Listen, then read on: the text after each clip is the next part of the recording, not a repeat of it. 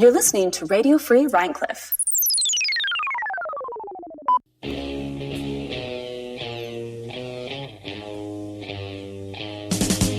Welcome to Studio Property, the cinema podcast for people like you. I'm Doug Wartell.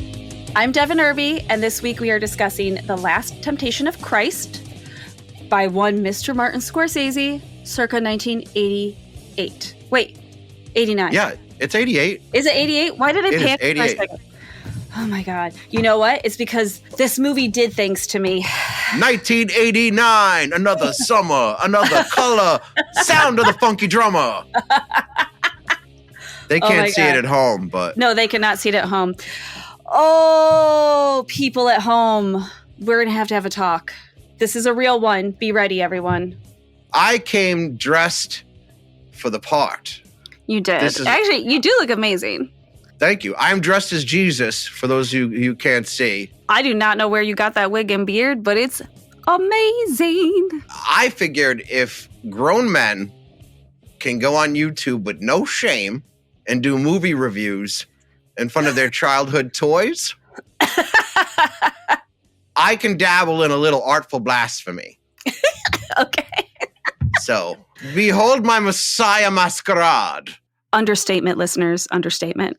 Well, but we got to get this show started, but we have some business at the top here, and I'll get it out of the way now so we could just get into our conversation. Okay? All right. So, as most of our listeners know, the website has just come out.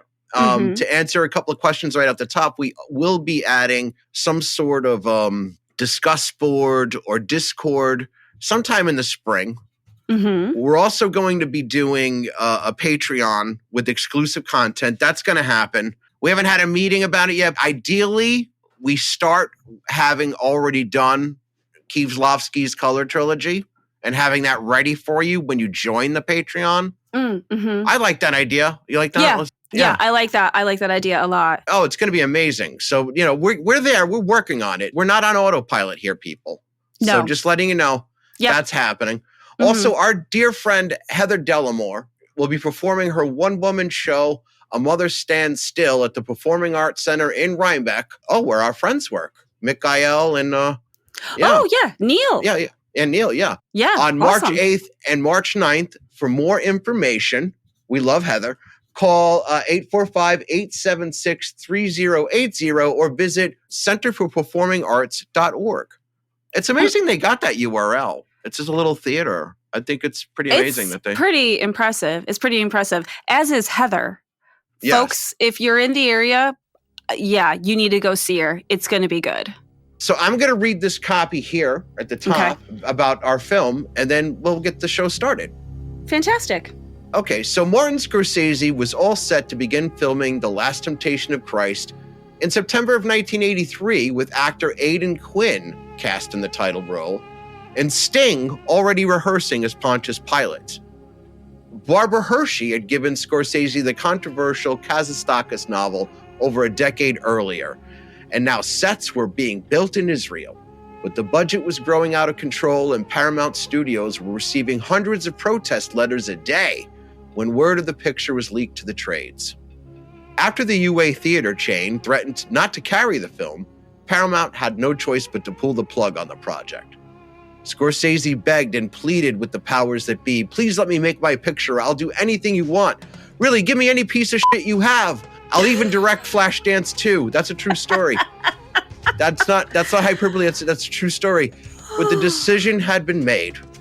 4 years and 2 movies later, the latter being Scorsese's biggest commercial success to date, The Color of Money, Universal Studios greenlit The Last Temptation of Christ for a third of the budget allotted the first version. A lot of ink has been spilled about a Jesus who would be tempted by women or family, but this film is about a hyper-aware human being not unlike James Dean in Rebel Without a Cause, and an earned revolution of love. A revolution that welcomed both women and minorities to the Last Supper. It is about a traveler who observed and pitied us, not from the safe privilege afforded to people like Jack Kerouac, but from the belly of an oppressive regime and its angry people who were primed for a violent uprising. Damn straight this week we're covering The Last Temptation of Christ right after my cousin plays the theme song. Can you get to that, Devin? Got it. Amen. Put that prop gun down. Put back the canisters you stole. The devil laughed out loud when you signed away your rotten soul. That studio property, your studio property. Hey! Shut your mouth or you'll never work in Hollywood again. Ready to do some casting, etc. Casting crew? Yeah, let's roll the credits. By the way, can you hear me okay through the beard? Yes, actually. There's like a little tiny hole, and his hair's getting in it. I was going to say, there's a lot of mustache happening. Yeah, it's weird, and it's very curly, and it's not really... It's ungroomed, which I believe is authentic. Yeah. It is very ungroomed. And actually, there's some nice curls in it, too. Thank you. I combed it a little bit. Okay. Yeah. Could you believe that my wife has to put up with all this in its original Aramaic? By the way, I decided to broadcast today from the desert. You look skeptical. I'm very skeptical. Mm-hmm. All right. Well, close your eyes. Listen to the desert. Take it in. Okay. You need to get there with me. Ready? Yep, I'm ready. Devin Swenya! Told you. That's good. That's really good. I'm here. Well, I'm skeptical because I used to live in the desert, and so I have opinions about the desert. Oh, Vegas, you mean? Yep. We lived there for a little while, too. When it rains, It's like every liar is crying at once. It is, isn't it? Yeah, it's horrible. It is horrible. So let's roll credits and talk about your experience, because when we first logged in, Yep. I feel like you're shell-shocked. I'm a little shell-shocked, but probably not for the reason you think. Okay, here we go. As stated up top, this is directed by one Martin Scorsese. This was, in fact, a passion project for him. Mm-hmm. Screenplay is by Paul Schrader, which I'm assuming at some point you're going to get into that the two of them had a little bit of a collaboration. They collaborated on several occasions, apparently. Yes, Paul Schrader originally wrote Taxi Driver, straight up. Okay. And then he adapted Raging Bull, and he adapted this. And nice. Yes. Oh, okay. Yeah. So I know we'll probably talk about that a little bit. We know that it's based on the 1955 novel, The Last Temptation of Christ by Nikos Kazantzakis. Thank you, Kazantzakis. Okay. Yes. Gosh. I practiced that a lot, and clearly that was still unsuccessful. I made it a little song. That's how I got it. I was like, Kazantzakis, cha-cha-cha. Oh, well that. Yeah. I love, okay. Well, I wish I would have done that. Hooked on phonics. Cinematography by one Michael Ballhaus. Yes, who collaborated with Martin Scorsese on several projects, but I have to, there's an asterisk there. Mm-hmm. Did I say asterisk correctly? I think you did. Yeah, yes. You did. Cha-cha-cha. So with the asterisk that every shot is navigated and mapped out by Marty himself, and has largely been the case on all of his films. Okay. Most notably After Hours, the perspective of the keys being thrown out the window from the point of view of the keys, or when Tommy gets whacked in Goodfellas, the phone booth, the zoom that happens from like down the block to the phone booth. Yeah, all of those are all mapped out by Scorsese. So cinematography, he's operating the camera, but Martin Scorsese is the author of those shots. Got it. Okay. I feel like that explains a lot. Okay, which we'll get into. Okay. And then music by one Peter Gabriel. Hell yeah. That soundtrack is unbelievable. There were a couple of points where I was like, huh. And then, because I hadn't noticed his name at the beginning of the credits, and then at the end, when it said Peter Gabriel, I was like, oh, that explains all my, huh. Yep. I was like, okay. I got it. And he had 7 years to compose this music, too, because he was signed on from the very beginning. Oh, interesting. Did he keep going even after the first film got... Oh, interesting. Okay. Yeah. All right. He knew it would get made. Well, somebody had faith in it. Nice. Yeah. Yeah. All right. Look at us punning. Look at us punning. Woo! Forgive us, for we not know what we do with our words. And folks at home... You just don't know what he's doing. He's just playing with that wig and I'm getting distracted. All right. Sorry. All right. Nope, it's okay. And of course, okay, so by the way, I'm not really biblically accurate. I'm wearing glasses, and I don't know if you know this. That was the big controversy with this movie, Devin. Is that they were like, Jesus was wearing glasses in the Last Temptation of Christ. That's what all the protests were about. That's what it was about. Okay, that answers a lot of questions for me. Okay. Yeah, they were like, Jesus saw fine. He had perfect vision. What are you trying to say? Right. You're like, no, he was Jesus. It was fine. Yeah. Okay, so speaking of Jesus, Jesus is played by one Willem Dafoe. Who at the time, we'll just get all this nerd stuff out of the way. Love it. Was coming off an Oscar nomination for Platoon, and Marty had seen him in To Live and Die in L.A. You'll see a lot of the films we've already covered converge. Yep. But again, Aidan Quinn, pre-Desperately Seeking Susan, was supposed to be Jesus, but could not do it this time around. So when he gets to Willem Dafoe is teaching an acting class because he had the Oscar curse happen to him where he was waiting for the right project for a year and then ended up doing another war movie after Platoon that wasn't well received. Okay. It was kind of a piece of duty. When he did read the script, he immediately got it and was like, and had no reservation whatsoever about it. He was like, no, I'm the guy to do this, clearly. Okay. Interesting. So, yeah. Okay. So Willem Dafoe as Jesus. Harvey Keitel is Judas Iscariot, and I have big opinions on that red hair. Barbara Hershey is Mary Magdalene. Yes. Harry Dean Stanton is Saul/Paul, one of the zealots. And of course, in a small but delightful role, David Bowie as Pontius Pilate. Yes. Quick question, though. John. What was John's real name? Because he was in a band called The Call. What was his real name? Hold on a second. John. And they had a hit made into like a bigger hit because of Al Gore's campaign, his doomed campaign in 2000. Oh, interesting. Yeah. Michael Biehn. His son is in a great cult band called Black Rebel Motorcycle Club. Really? So at night, when the disciples would hang out in the hotel between shooting, they would just all be, because they were all musicians, Bowie would come around and they just all jam till the middle of the night, but they only played like Under the Boardwalk over and over again because they were half in the back. And at one point, Scorsese had to come up in his bathrobe and be like, look, it's getting better, but I need to get up at 5 a.m. And so, that was a true story. That's why they're very close in the film. That's because they had spent nights jamming on the one song throughout the shoot. Dear Lord. Okay. Yeah. Okay. Well, the camaraderie between the disciples was good. It was solid. So that would explain it.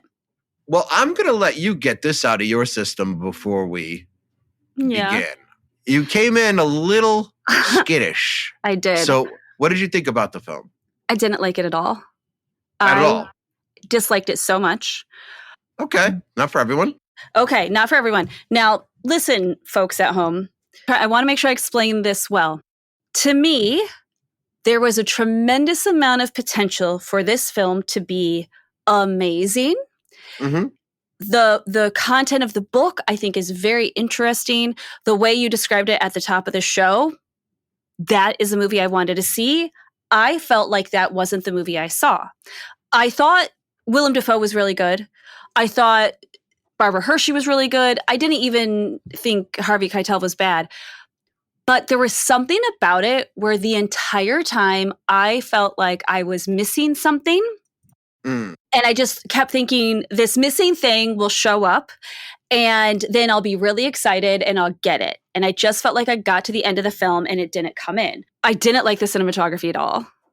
I don't know. It just there. Yeah, I didn't like the cinematography.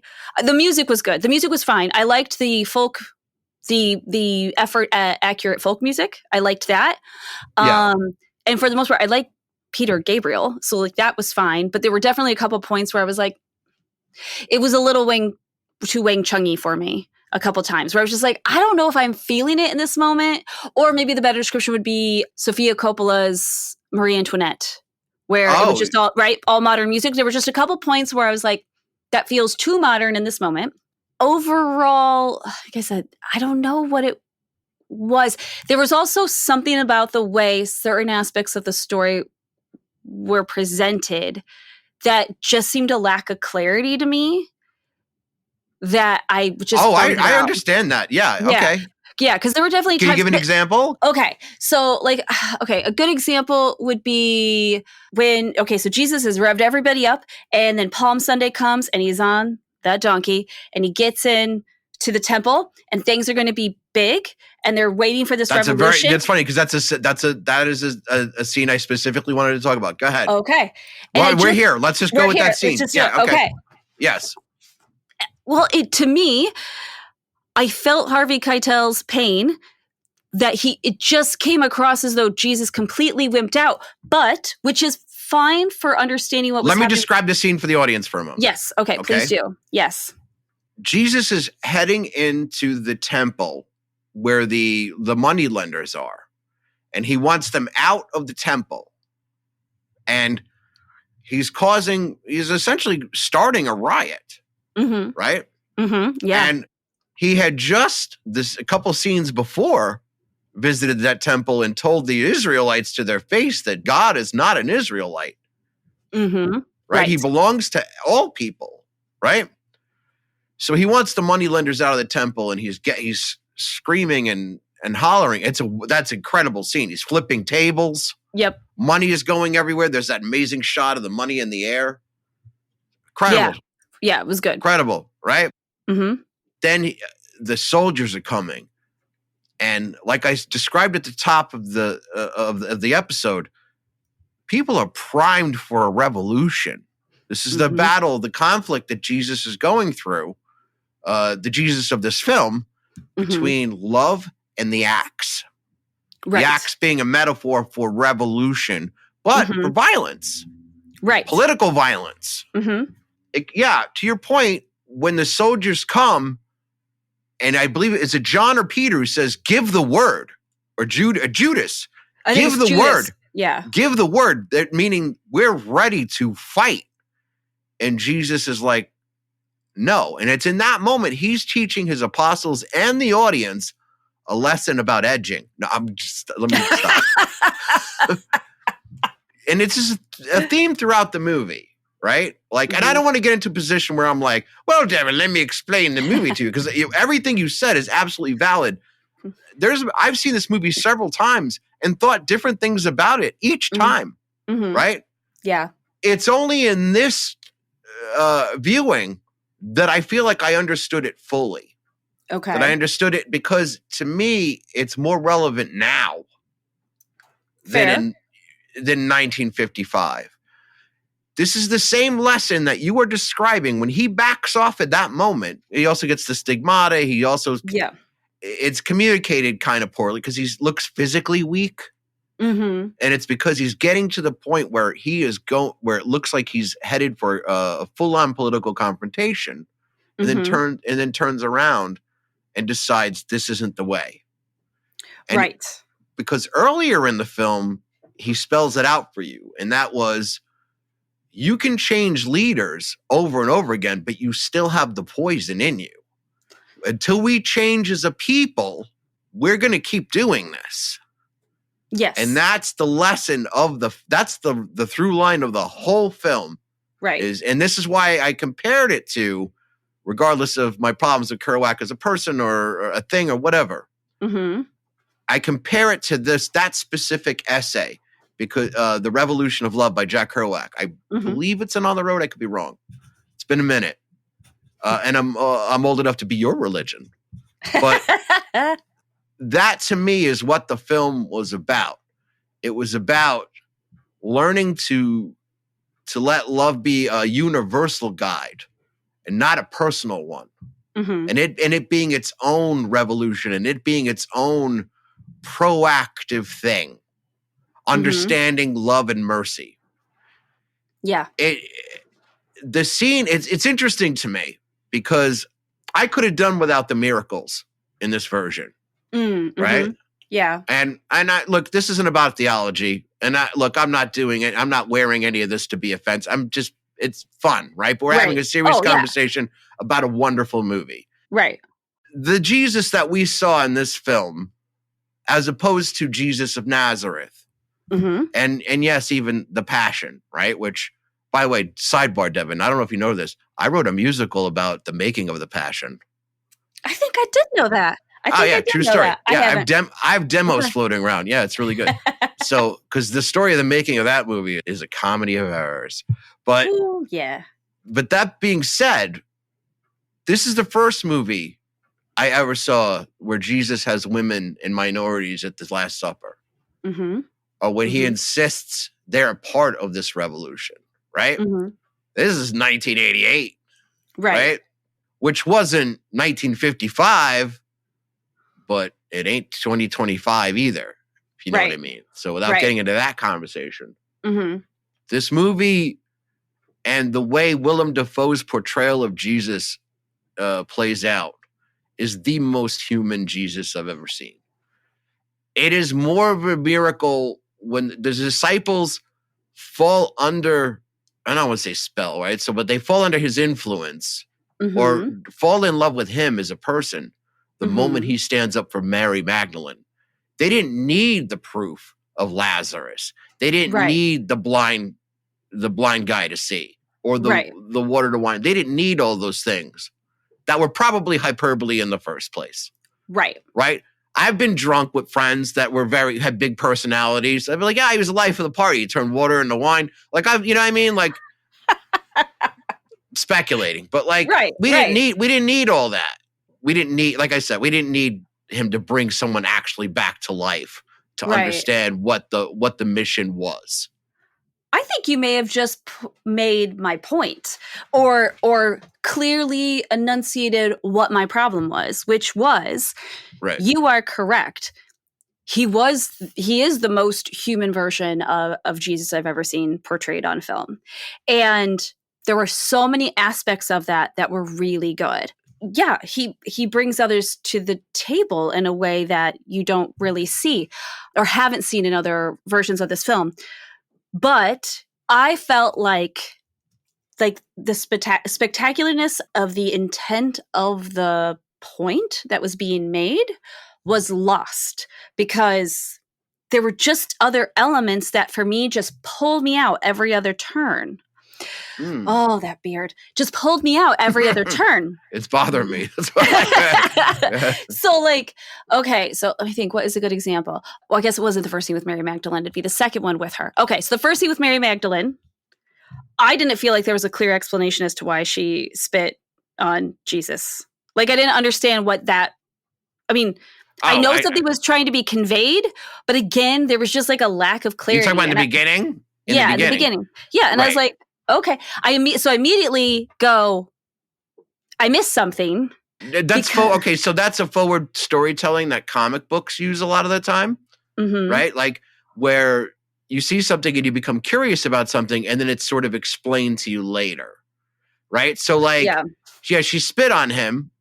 Also, he's making crosses, so he's killing his own people. There's that, but there's also, as you learn in the, in the brothel, they had a relationship when they were children. She loves him. She's in love with him. She would rather debase herself than move on from her love for Jesus. Like that's her love for him is No, I know. No, I know. What you're it's in her life. It's the mission of her life. Right. The second scene with Mary Magdalene is literally all those guys waiting in the hallway for their turn because she's a prostitute. And Jesus waiting until everybody else is gone and then sitting down and talking to her. Obviously, they start with an argument, then they have an actual conversation, then they kind of attempt to sit down and almost eat dinner together. And like you said, in that moment, we suddenly get a bunch of backstory. And you're right. And she does say like how much she loved him when they were children and whatnot. But again, it's presented in such a way that somehow it just didn't work for me. I didn't feel like I was getting, like I thought I know kind of those questions were answered, but I didn't think they were answered well. And that's fair. I mean, right. And I just felt like it left more questions than answers. And that for me was the whole film. I just felt like every time I thought I got a piece of information, it also gave me 5 more questions. And then maybe only 2 of those questions felt like they were being answered. Right. Sure. And then, like you said, it was this really human version of him. And I wanted to like it because I wanted that, because I like the intent of the novel. Mm-hmm. I ultimately like the intent of the film. Like you said, love, you have to change who you are as a person before you can change leadership, right? Mm-hmm. So he's getting all of his disciples on board, and they're starting to understand, but even so, they're not fully understanding. And then they're trying to convey to a lot of other people. And then he's got to make those tough decisions of, okay, I can't do the easy thing. I have to do the hard thing, because the hard thing is going to be the thing that has the biggest impact. Right. Right. Yeah. So that's such an amazing concept, and actually being done with the story of Jesus and done well was something I was really excited about, because most of the time, every other version of Jesus I've seen, it always feels like the other versions. I hate to interrupt you, but like the other versions might as well be MCU films. Mm-hmm. Right? Like, what's the difference between the guy who brings back Lazarus? Like, give him an Infinity Gauntlet already. Yeah. Right? Like, oh yeah, my favorite part is like when Jesus snaps his fingers and goes like, I am Iron Man. Yes. Like, you might as well. Right. You might as well. I love this version. If I had a Christ, I hate to say Willem Dafoe is my Jesus, even though he's probably the actor we've seen act more than anyone in our lifetime, right? Like, if you think about it. Well, him and Samuel L. Jackson. Right. Have done more than anybody. Right. And according to Mondo, Eric Roberts, right? Like, so yeah. Yes, but of course. Personally, I think I've seen more Willem Dafoe movies than anything. Mm-hmm. Just, but. Yeah. No, but and like I said, no, you're right. He's good. And I feel like I'm blaspheming Willem Dafoe now. Like, I'm disrespecting Willem Dafoe. I feel like I'm also about to blaspheme a lot. So I feel like maybe we should have put something on the top of the show and been like, hey, listeners, be prepared. Be prepared for blasphemy. You want the devil, better ask for me. I'm just writing a musical right now. I love it. No, I love it. Yeah. So, okay. I love audio books, and I particularly I've started getting into I have an 8-year-old, so I don't have a choice but audiobooks. That's fair. Yeah. I like the great courses. I love educational things like that, right? So like Masterclass, the great courses, those kinds of things. I love all that. And I listened to a great courses that was about Confucius, Buddha, Jesus, and Muhammad. And what I loved about it is it talks about all 4 strictly from the standpoint of their humanity, right? Because that's part of the thing is, even if you're not a religious person, or let's say specifically you're not Christian, there's enough information out there to know that Jesus was a person who lived, right? Like more than likely he was a person who lived. Yeah, there's like a shroud or something. Right. He was like, there's a blanket that goes on tour sometimes. Yes, blanket that goes on tour sometimes. In Italy for some reason. But well, he's all the rage out there. He is all the rage out there. Yeah, he's like their Timothy Chalamet. Oh, wholeheartedly, he's their Timothy Chalamet. Yeah, 100%. So, as a person, preaching this concept is in fact revolutionary in itself, right? So we're making the argument, love versus the axe, and the axe being like the metaphor for revolution, right? And you've got some really put upon people, right, that really do want their lives to improve. I mean, how many times in history of the world has that happened, right? And it you get these great, leaders who come about and who are like, yeah, we need to do something better. And what I think is amazing foundationally about Jesus is that he came to it saying, we have to be better as a people, and why we need to fight hate with love. That story could be told in a way that wasn't patronizing. Every other version of Jesus on film feels patronizing. That's what it is. Absolutely. If you look at some of the films about Jesus before, he's already like bathed in light. Whereas this version, you're not sure if you want to follow him. You're not sure if he's crazy. Mm-hmm. He is, because he's human and conflicted, and he's not sure. And it's not until he becomes more certain does he even execute even parts of his mission. And Right. even then he wavers because he's human. He's, like, he's uncertain. He just knows I opened my mouth and the word love came out. Right. And even he doesn't understand why. He doesn't understand that. When he goes to the desert and is tempted by Satan a whole bunch of times, right? Mm-hmm. Mm-hmm. And he's given the axe. Part of him believes it. Right. Part of him's like, this might be the way. And this is where he has what I guess we would call the failure at the temple, even though it is really the moment he himself becomes clear. Right. Because the stigmata tells him he's right about his path. Right. Right. So, and then it becomes certain about his own sacrifice, right? Yes. Yes. So, yeah, again, I've never been so clear about what the film was about until this last viewing, because I've been all different ages. I've been all different ages having seen it. Mm-hmm. I've been caught up in different aspects of it that, by the way, to your point, are no longer relevant to some extent. Mm-hmm. There are some camera maneuvers that we know are done by influencers now. Right. Like you see, like an influencer. Like, did you see it like at the crucifixion with his phone? Like, oh, absolutely. Like, hey, we're here at the crucifixion. Hey, look, everybody's here is high AF. Look at this. I know. Oh my God. Wait, check this out. Peter, he put a GoPro on Jesus. Check that. Whoa. Yeah. Like when that cross goes up, he's up behind him. Like, oh, absolutely. And that's an Instagram story now. You're right. That was revolutionary camera work back then, but yeah. Well, and I think. Thank God I got the green screen, because I'm definitely going to edit that in there. Yeah. Oh my God. It'll be amazing. Yes. Okay. Yeah. So, this is good, because I didn't want to poop all over this movie. No, you're not. Love, you are not wrong. And this is the point of these conversations. Right. I feel like you're understanding what I'm conveying.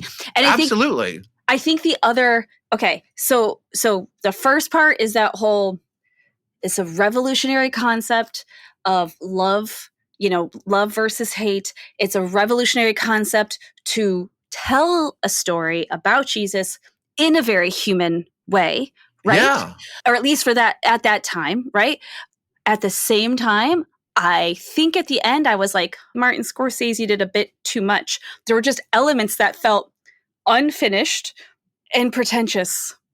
And I just wanted this really good movie about his inner dilemma. I just wanted to experience the dilemma and how hard being a good person is hard, people.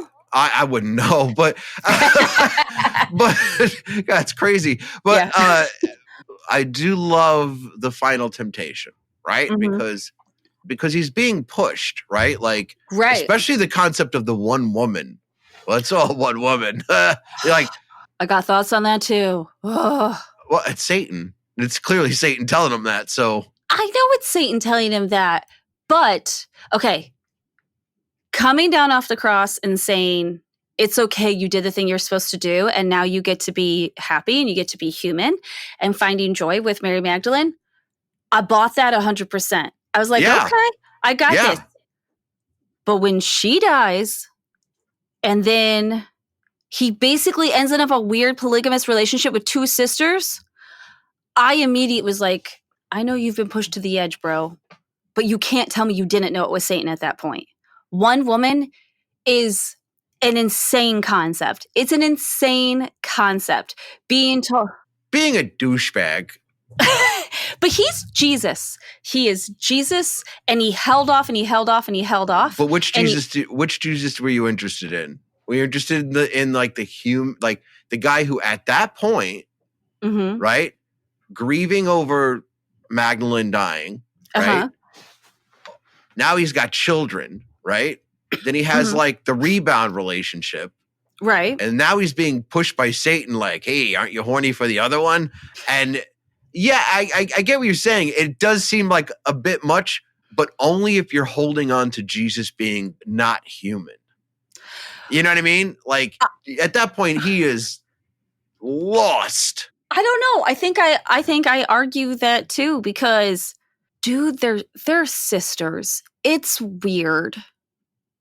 Yeah, I mean, John Lennon's done worse. You know, like I mean, I would have responded better if it was just like they're tribal peoples and having more than one wife is a thing. That I would have bought a million times more easily, but weirdly being sucked in to be like, it's one woman, doesn't matter. They were sisters and it was weird. Devin, How do you they not don't have a have limit? streaming services. They don't have cell phones. They don't have video games. What do they have to do there? Right. You know what I mean? It's basically Arkansas, right? Well, but they're not. I mean, I think Let's about look at some of our relatives for 5 seconds. Okay, that's fair. That's fair. And you know Right. what? Maybe you're right. Maybe I am expecting more because it's Jesus. Yeah. But I think I'm expecting more too because he was better. I don't know. Well, you just made a really good point about the whole it's Arkansas. Clearly, we have no listeners from Arkansas. We have no listeners from Arkansas. So there's nobody to get offended because anybody who lives in Arkansas currently is not listening to us. No. And if they are, they know they're relative. They know what I'm talking about. They do. They do. I'm not talking about you, Little Rock or Fort Smith. No. But Desark, I'm talking to you. And you know what? In fairness, like you said, El Dorado, especially you. We are aware because we've. I'm not even looking at a map right now. As I say, we are like we have sat on the sidelines of some large family shenanigans, and we're like, I mean, you know, yeah, with our nose in the air, like we're any better. That's right. But like you know we're what? any better. Yeah, Jesus had a really rough week. He lost his girl. He's got these kids now, and now you're telling me there's not going to be one support system, but two. And you don't got Netflix? Yeah. I'm sorry. Gotta disagree with you on that one. All right. I mean, we can definitely agree to disagree. It's the fact that they're sisters. And he hates himself. Like nobody who enters a polygamous relationship likes themselves at all. At all. That's fair. You're just like if you're gonna welcome another headache, there you go. Yeah. Why must we crucify ourselves? Oh my gosh. I haven't thought about that business in a long time. Shout out to Tori Amos. Right. But yeah, the other Kate Bush. But yeah, I feel like I understand where you're coming from. Absolutely. Mm-hmm. I knew it was going to be conflicting for you on a couple levels, right? Because I mean, Scorsese isn't for everyone, especially this period of Scorsese. Yeah. To your point, a lot of the camera stuff is dated. Mm-hmm. Although what still holds up is Thelma Shoemaker's editing and the wedding scene. Wow. Oh, where you go from the slaughtered lamb right to the bride. Back to Jesus outside going like, well, the law isn't, consistent with my heart or whatever. Like, right. All of that. Yeah. Was great. That was good. No, that is good. That is very good. I do disagree about the music. I love Peter Gabriel's score. It was just a couple points where it really fell off to me, where I was like, I don't want Sledgehammer to be rolling in the back of my head right now. That's kind of where I was. There's very specifically a scene where it does a jump cut to Jesus and a bunch of the guys walking down a hill, and the way the music hit, which is why it was extra funny to me when I realized it was Peter Gabriel at the end of the film, because I was like, what is this, Sledgehammer? Yeah, and then I was like, and it was. Yeah, it was. Yeah, and then I felt like, I wasn't wrong. Oh, man. Oh my gosh. Let's get into the scene with John the Baptist, because I love that scene. I love the meeting of the minds. Mm-hmm. And John the Baptist immediately recognizes him. When he turns around, he's like, "Who are you?" And then he's sort of, yeah. And Jesus isn't sure, because this is a Jesus who, up until that point, is still experiencing imposter syndrome. Right. He definitely is. And he's like, "No, what do you see? What do you see in me?" You know? And that is, again, the most relatable Jesus I've ever seen on film, right? Oh, definitely. And then they're back and forth on this conflict between love and the axe. Right. And then when Jesus goes to the snake hut, like in his meditation with the two snakes, all that stuff I love, right? So although I don't know, and I understand that primarily the movies, the relationship with Judas and Mary Magdalene. So a lot of the snakes' voices are either or. And I don't know that works. I don't know that holds up. But although I do love the three relationships, I don't know that the snake stuff works. But the idea that a ghost had let him know. Yeah, I did like that. That the mission, that John's felt okay about dying because his mission he had got to meet the Christ before he was beheaded. Right. I thought it was wonderful. So what did you think of the John the Baptist business? I thought it was a bit much. I like the idea that we were getting a real intense version of John the Baptist, because that's how I read him, right? That's how I read him when I'm, I think of the Bible as a book and as a story, and that's how I would read him. And so I like that zealotry. I like that intensity. I liked how they came together. I loved that conversation, but it was too much for me. I just thought it was a bit too, when you meet John the Baptist, I just thought we had walked into a cult. Yeah. And my thought was, I mean, I guess to a certain extent that is exactly what's happening, right? Because you're not wrong. If you're building a new religion, you are essentially starting by building a cult. And I think every new religion, I'm going to get in trouble. Every new religion in some aspect, it does kind of start as a cult before it expands and kind of gets bigger. I mean, there are actors who pray to like Chewbacca. Like, it's okay to say what you're saying. Like, there are very prominent members of our entertainment world who take Teton tests or whatever. So, you're not wrong. But you know what I'm saying, and I feel like that initial group does kind of tend to be very zealoty about it, right? Like, if zealoty is a word, but that's like that kind. So it was just so aggressive and so intense, and I thought, but half of the beauty of John the Baptist is this sort of, I'm waiting for this person, I'm waiting for the Messiah, I'm waiting for this thing. This is him. And to have that interaction and to have it in such a lovely human way, I thought that was so great. And I enjoyed that a lot. But it just felt like then everything that happened before, I was like, how are you calm enough to have this conversation after you just, it was just so crazy. But even John the Baptist wants what Judas wants. And Jesus is still telling him he's wrong. That's true. To some extent, like everyone around Jesus wants an uprising and wants political violence. And that's the most interesting part of this entire film. And I don't know how accurate to the book that is, but that is a wonderful idea. Like, even John the Baptist is like, the axe, we got to, and Jesus is like, I don't think that's the way, pal. Maybe one of the things that could have made it a little bit better for me would have been, I wonder if we would have had more from the Romans, so we could have felt more of that oppression and the reality of what the oppression they were living under. You know what I mean? Maybe that would have made me feel, because you're right, because there's so much and Judas is so aggressive, right? About the. Okay, so Let's watch this scene. Are we gonna watch it? Did you? No. Okay. I didn't pull any clips on this week because I knew what this conversation was gonna be. But also, I turned the phone lines off. Like, I'm not here to play. I'm here to talk this out. We're gonna talk this through. I like it. The relationship with Judas, I think, is the film to me.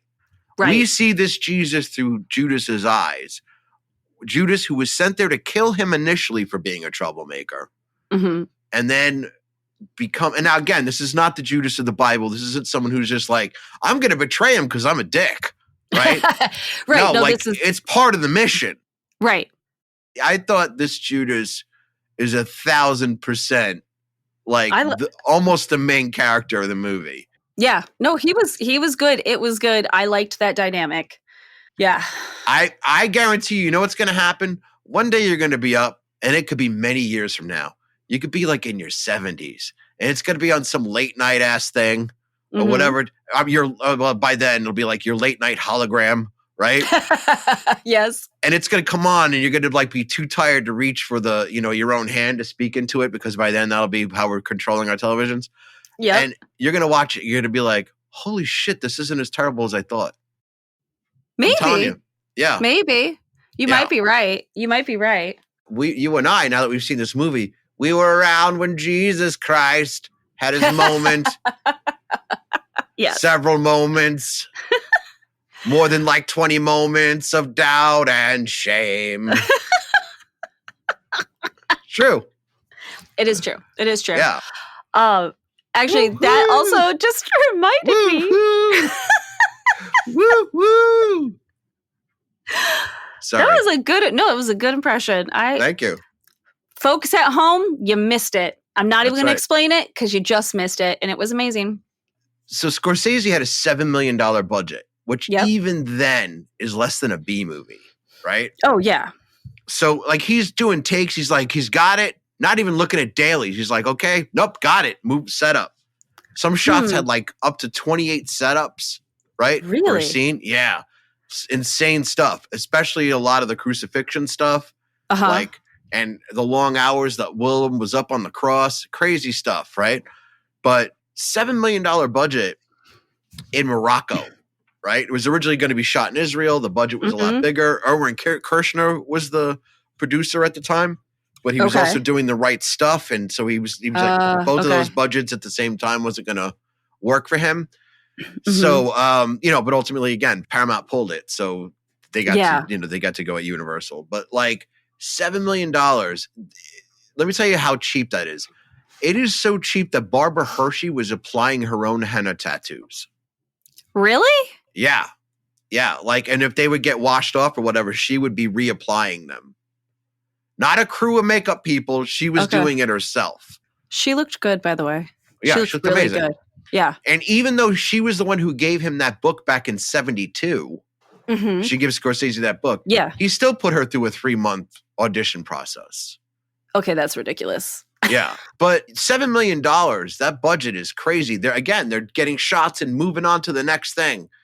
And, that's why a lot of things are very rushed. But again, like a lot of films, I don't want to say saved, but in Martin Scorsese's case, because he's done so much amazing, incredible work. Thelma Schoonmaker's work in editing on this in some places is unbelievable. The wedding is the first thing that comes to mind. That wedding scene and her editing and where she chooses to go, because that was all supposed to be a montage. Oh. Yeah, I'm glad we had this conversation. Me too. I'm excited that you saw it. Because at this point it'll at least, at the very least, become a point of reference, right? Oh yes, I'm not sad I saw it. I'm looking straight at you, listeners. I am not sad that I saw it. Right. You're also looking straight at Jesus. Well, I am looking straight at Jesus. But it's time to get to America's favorite segment. Let's franchise this comma, baby. Woo. If this is your first time tuning in, this is the segment in which Devin and I like to repurpose the content we were just discussing into either a remake or a sequel, or however we see fit to make the most money. Doom, doo, doo, doom, doom, doom, doom, doom. All the money. Because if we are anything here at Studio Property, it is cash money how. So. It is very much cash money hose around here, if you haven't figured that out. So I think we go remake. Because clearly, just for you, it needs to be remade. You have a Jesus movie in mind. I think that I will agree with you on this point. Okay. I think Paul Schrader, knowing what I know about the Kazantzakis novel, Paul Schrader really ripped this to the studs. Okay. You know, like there's a lot more to it. Like he could have, there are a lot of places he could have gone. Yeah. Right? Yeah. And some of those places are probably necessary more now than in 1988. Right? True. Yeah, I would agree. So I would love to see this just better realized. Yeah. You know? So I don't have a screenwriter in mind. I don't. Because I was really looking forward to the conversation more than I was talking about the remake. Yeah. But we can have fun with it while we're here. Sounds good. And I had one thought. So I'm going to let you go through your remake and then I'm going to tell you my one big idea. Okay. So my remake would be a closer telling to the novel, right? Okay. So I don't know. I don't know who the screenwriter would be. Jesus, I want to see Oscar Isaac. Oh, yeah. Yeah. I like that. I like that a lot, actually. Oscar Isaac can do anything. But, yes, he can. But we need somebody who can really hold their own as Jesus. And I think Oscar Isaac can do this easy peasy, right? Agreed. Yeah. My initial thought was a sadistic one, which is I wanted to see Timothy Chalamet for no other reason is let's just skip to the end. Again, I might have mentioned this earlier. Not a good person. Okay. But I mean, if we're going to make this in earnest, Oscar Isaac is my Jesus. Okay. Judas, again, this we keep the same idea here. Strangely enough, I don't know. I just see it clearly in my head. Jude Law. Okay. As Judas. Yep. All right. Magdalene. Now, we could talk like cold-hearted producers, right? Oh yeah, for sure. Okay, so I gotta sell this fucking movie, right? Like, okay, I need a soundtrack. You know, yeah. I need it to be a phenomenon. Yeah. Like, I need Jesus Christ Superstar. I want songs, right? Yeah. Like, even if it's a credit song, I at least want a Titanic theme out of this bitch. Oh, right. Yep. At least that, right? Yes. Like, we're not going to sell merch. We're totally going to sell merch, but like, right? Yeah. Mary Magdalene, Lady Gaga. Oh, yep. Yeah, Lady Gaga. Yep, Cash Money Hose. Yeah, got it. And we probably get the soundtrack on the cheap. Oh, for sure. Yeah. Soundtrack becomes a bonus at that point. Yeah. Yeah. So they're the three most important characters. You could fill the apostles with whoever. I mean, I don't think any of them really. That's kind of how I felt about the original version. I was like, am I supposed to care or know who any of these guys are? Although Harry Dean Stanton's Paul was, because I don't know if you know this, the scene where he says, when he kills Lazarus and he goes, give me your hand. He came up with that. Really? And they showed it to Marty, and then they're like, damn, how he kills Lazarus. That's okay. Yeah, but Harry Dean Stanton's not with us to reprise this role. No, or any role. But yeah, and almost a little cameo. Yeah, he was. I did think he was rather perfect because Saul/Paul was a crazy character, so I thought it was good. Yeah, I thought he was very good. I loved when Paul was in the alternate reality because what the $7 million budget did not allow was us to really feel what was happening to Israel because Jesus didn't sacrifice himself. It's one of the most important parts of the film, and it doesn't hit you because there's no budget. Yep. You see some red lights and you hear about it, but you don't actually get the impact. Israel is killing itself. Right. In a revolution that is going to fail because Jesus did not sacrifice himself on the cross. Yep. I would argue this is the only movie where you're angry if Jesus doesn't kill himself. Okay. I'm not saying that to be funny. Like you're like, get the fuck back on that cross where you belong. Yeah. Because even that in that alternate temptation, where he's sort of stuck in this alternate reality, being tempted by Satan, the mission for Satan is for him to die in that reality. Then, what is the word for it? There's a holy word for it. The sacrifice, the Christening, whatever it is, the quickening, whatever. Like if the quickening doesn't happen, right? Israel falls. Right. So if Satan can keep him in that alternate reality and he dies in that alternate reality, Satan wins because Israel has now destroyed itself. There's no leaders, but there's no people either. Everyone is slaughtered, right? And that's Satan's mission, right? So the point that you are not getting is the point they could not afford to show you clearly. Right. Okay. Maybe that's the point of the film. Right. He needs to get the hell off that crate and get the hell back on that cross. If he dies in that reality, he dies in that reality. Right. So the point of bringing all that up is we're going to need more than $7 million.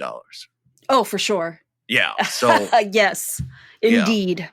So we need a studio that's going to endure some of the controversy. Yes. I mean, like you think Christians were vocal then? I mean, don't get me started. They're worse than Harry Potter fans now. Yes, they are. Yeah. You know, like Harry Potter fans, directors wouldn't dare change anything that drastically. You know, that's all I'm saying. We don't do politics here. It would have been savage. So, but yeah. So that being said, who's our Paul? That was the point of me going on that whole long rant. Paul is very necessary to convey what is happening to Israel. Okay. Although we'll be able to afford to show it a little bit. Okay. Hold on. Let's look. Paul should be. Ooh, I don't think I have anybody on my list that works. Because yes, I keep a running list of potential people. I do too, and I keep playing them by mistake. Like I need to really hold on to Daniel Craig a little harder than I've been. Right? Yeah. Yeah. That's also that really awful belief of mine that Alana Haim should be in everything. It's not awful. It's not awful at all. That might be a good play for Andrew Scott. Oh. Right? I feel like that's solid. Oh, that's good. I like it. Yeah. I feel like even that was so solid that you should do like you just ended a breakdance, like cross your arms. I got to do that. Yeah. Yep. Okay. Yep. Snotty face. Yeah. Yep. Yeah. All right. So I like it. Andrew Scott there. Okay. So who do we get for no, I think those are the all important. Pontius Pilate. Oh, we do need a good Don't Pontius say Post Malone. Nobody say Post Malone. We're not interested. I wasn't even thinking Post Malone. No, I'm talking to the audience. Oh, okay. Yeah. I was gonna say I wasn't gonna say Post Malone. No. Pontius Pilate. Who would be a good Pontius Pilate? Okay, I'm gonna say who immediately popped into my head, but I don't know. I think it's pulling out the big guns, and it maybe not necessary. Immediately I thought of Christoph Waltz. Because it's good. Because there's a slight clean cut bad guy, but extremely proper. Gonna kill Jesus. That's a bingo. Right? Yeah. That's no. I think that'd be good. You think that'd be good? Christoph Waltz just sort of good. a little I don't know. I feel like yeah. I like it. I like it. Oh, good. I'm glad you like that. Okay. All right. So clearly the director is going to be the guy who did The Brutalist. Right? Because we're in a hurry. We're in a hurry. Yeah. Oh, yeah. For sure. Okay. Cinematography is the guy who did The Brutalist because we're in a hurry. And, like I said, Cash Money Hose. So, yeah. Oh, but you didn't say who was going to do our soundtrack. That's the other thing that... I did. Lady Gaga. Duh. Oh, who's going to score it? Who's going to score it? We need somebody to do that. I got it. Johnny Greenwood from Radiohead. He did... He did There Will Be Blood. And I believe he won an Oscar. Yeah. Okay. Yeah, Johnny Greenwood. Look at me. Look at you go. Look at me go. It. Oh, cinematography. We give this one to Deacons, clearly. You stick Deacons in a desert. gold. Yeah. Oh, yeah. It's sad that he couldn't do Dune. But I mean, yeah, that's a whole nother conversation. Yeah. Okay, so as much as I had a lot of issues with this film, it did make me realize something, which is I do want a good humanized Jesus film. I do. Yeah. I want a good one. And so your remake, this is fantastic. And I think if it sticks closer to the original novel, I think it's got a shot, and I look forward to it. But what I really want is I want somebody to make Lamb, The Gospel According to Biff, Christ's Childhood Pal by Christopher Moore. That's what I want. All right, listeners.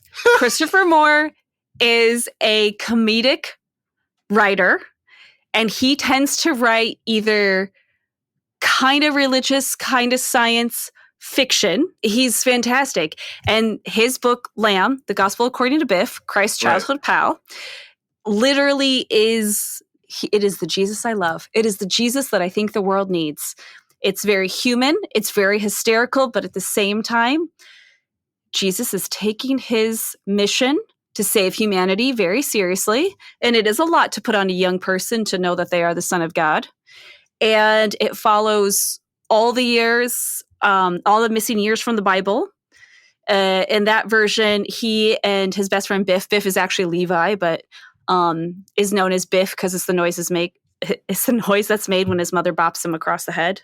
Because he needs a good smack in the head now and again. Yep, apparently. They go to visit all three of the wise men. And it turns out it is Ad Rock, MCA, and Mike D. Precisely, yeah. So it's all these things he learns while he tries to figure out how is he going to fulfill his mission, and as you say, while still being very human. And then having a sidekick who is along for the ride, but also, like Judas Iscariot in this story, being very supportive. So that's what I want. I want that book to be made into a film.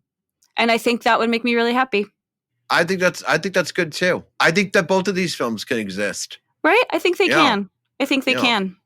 They can be released side by side, like Octopussy and Never Say Never Again. Yes. Boom. Now I'm doing the rat pose. Now you're doing the rat pose. I love it. Done. Well, thank you for joining us this week in this wonderful conversation about The Last Temptation of Christ. Next week, allegedly, Mondo returns for the Life and Death of Colonel Blimp episode. Right. Which shares DNA, by the way, with this episode. How so? So it was directed by Powell and Pressburger. Right, yeah. Right? Yeah. So Thelma Schoonmaker met Powell in 1983. I think she picked him up at the airport or something for an exhibition at the Whitney that Martin Scorsese was doing in his honor. I believe this is the story. Oh. Yeah, she married him the following year. Awesome. All the film students were like, well, Thelma, don't evoke the name of Thelma. The holiest of holy Thelma. I mean, they're not wrong, but no. But that's like for scale. Like if you're Martin Scorsese, right? And you know, like they were married until he passed away in 1990, right? But for scale, that's like me going to you, like, hey, you know what? I'm going to do something in honor of Ian MacKaye from Fugazi. Can you go get him at the airport? And then you come back and you're like, I'm marrying Ian MacKaye from Fugazi. And I'm like, well, crap. I have all of his records, but you collected him. It's weird. It's weird. It's got to be weird. It's got to be weird. So that being said, Powell and Pressburger have made some of the greatest films of all time. The Red Shoes, Black Narcissus, I Know Where I Was. I'm excited because this is our first foray for the show going into Powell and Pressburger. Yes. So I've really, really been looking forward to this episode. And we're starting with something I haven't seen. I'm very, very stoked about this one, people. I forgot to mention Matter of Life and Death. It's in my top 3 of their film, definitely. Very excited to get into this one. You know what, Devin? I don't think you're going to hate this one at all. Not at all. I don't think I will. Yeah. No, it's wonderful. No. Also, Scorsese, for all intents, just so you, the audience, know, and also Devin, so you know, Both Scorsese and Thelma Schoonmaker have restored more movies than you and I have ever seen. Oh, yeah. Yeah. So all of the Powell and Pressburger stuff has been rescued, right? Mhm. And a lot of it's in Technicolor, which is a process of 3 colored film strips, right? Blue, yellow, red, right? Mhm. All shooting at the same time and then layered on top of each other. Now, if you can imagine, some of those films are from the 30s and 40s, so they're out of sync, right? So they had to Mhm. digitally Mhm. go in and realign the strips and make it perfect in sync, which it never was. So we get to see these films. And by the way, you could rent The Life and Death of Colonel Blimp, but you could also see it on the Criterion channel. And Mhm. also, if you have a chance to watch it with the commentary, do so. It is in the commentary section of the Criterion channel. And it's wonderful. Scorsese, and I believe Thelma is on it as well. Oh, nice. I'm excited about that. When you see these films, know that you're seeing them better than the original theatrical release because Mhm. they're perfectly in sync, they're perfectly restored, and they're gorgeous. The Life and Death of Colonel Blimp is gorgeous. The Red Shoes is just otherworldly, right? Black Mhm. Narcissus, you got it's like a moving painting. Yeah. Yeah. So yeah, I'm very excited. That's one of my favorite movies of all time. So I'm very excited to get to next week. And yeah, that's how you watch those films. Please follow us at studiopropertyshow.com. Thank you so much if you're listening in the Rhinebeck area on Radio Free Rhinecliff. And we're your studio property. We'll catch you next week. I'm Doug Wortell. I'm Devin Irby. And scene. Studio Property is a production of Spillway Street Content in Red Hook, New York, and syndicated on Radio Free Rhinecliff. Theme song by The Corner Bodega. Visit studiopropertyshow.com to get all up in our beeswax. Thank you for listening, and we'll see you next week.